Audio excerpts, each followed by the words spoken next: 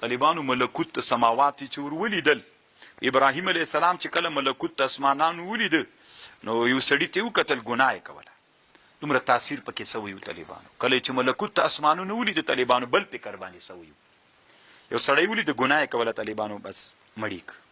بل سړی ولیده ګناه یې کوله مړیک. بل سړی ولیده ګناه یې کوله مړیک.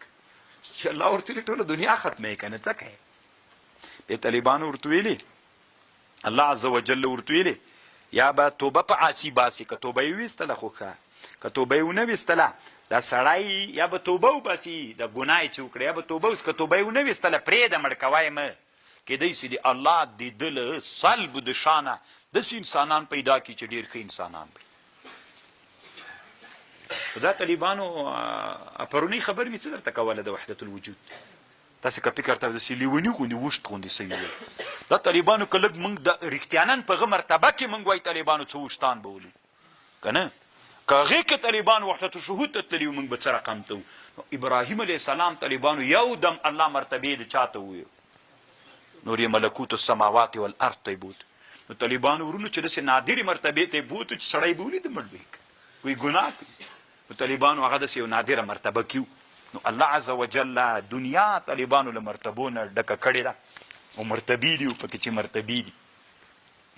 فلما جن علیه اللیل، کله چې تیاره سوه په ده باندې شپه، رأى ویلید کوکبا ستوری، قال هذا ربي. طالبانو ورونه یو وارې د روح الماني په خبر ځان پوه کوي، ده اوس دعوت شروع کو چې باید دعوت وکړي. خو چې څومره فکر یې وکړو بل لار د دعوت نه وه طالبانو. ګورې دعوت دا طالبانو یو علم ده. دعوت طالبانو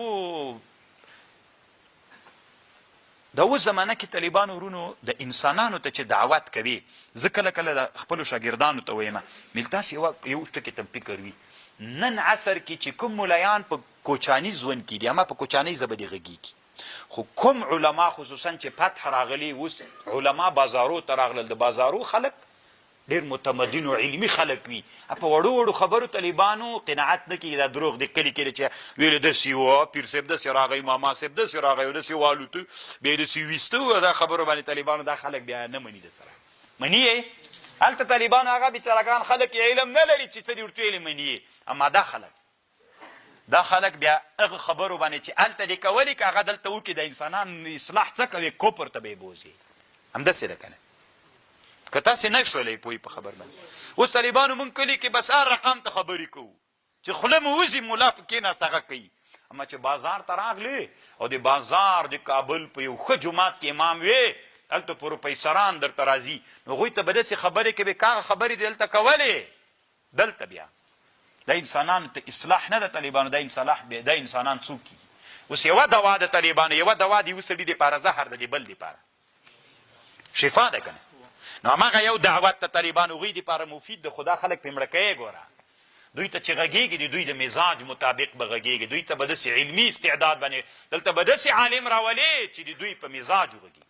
نو میډیا کې هم طالبانو نن چې کوم علما راوځي چې په میډیا کې وغږېږي، ګوره کله کله داسې خبرې وي چې هغه انسانان پرې وژل کېږي، او کله کله داسې هماغه خبرې وي کلي کې وکړه نه پرې مړ کېږي، اما میډیا کې خلک اکثره علمي خلک دي په هغه باندې څوک کېږي، طالبانو پرې مړه کېږي، د دین نه به یې لرې کې دې ته ډېر فکر وي. نو طالبانو ورونو نو چې دعوت دې کوو نو فکر به کوي چې دا د کوم استعداد خلک دي، د هغوی مطابق دعوت به کوي. خبر باندې پوه شولې؟ هلته که کلي کې ټول منطق دی ورته ویلي پروا نه کوي، خو دلته چې راغلي دلته به طالبانو دا نورو علوم ورسره ګډوي. اوس خبرې ته غوږ شه.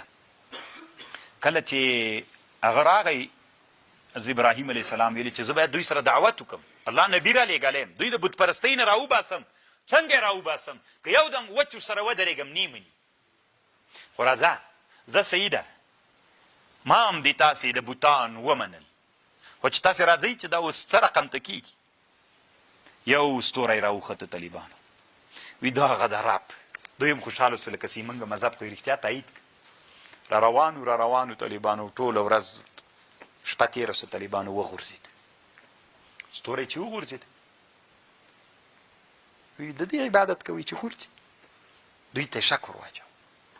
بیا طالبانو بل سپوږمۍ راوختله، بیا یې ورته ویلي دا هغه د بل رب، دا رب ده، خوشحالي ورسره کول یو قسم دوی سره ارخا د عنان وکړله لکه قایزه چې د عصر خوشي کې که نه بیا ځي چې داسې راونیسې سره لاړو هغوی فکر کو چې ولا لکه سې راواوښته وي دا د رب دوی خوشحاله وو رب طالبانو چې وغورځېده وي دا خو وغورځېده دوی ته نور هم شک ډېر سو بیا طالبانو مر راوخته وي هغه د غټ خدای دوی ویلې لکه چې بیخي ومنه طالبانو ارخا د عنان یې ورسره وکړه وي دا هم وغورځېد طالبانو دلته په دوی کې زړونو کې هغه ور واچول خو کلک پې ولاړ ول چې کلک پې ولاړي طالبانو ولا کې د سره ومني ولا سر دې در باندې مات کي لکه طالبانو چې د استدلالاتو کې ورسره هغه کې چورننه وتلې دوی خواته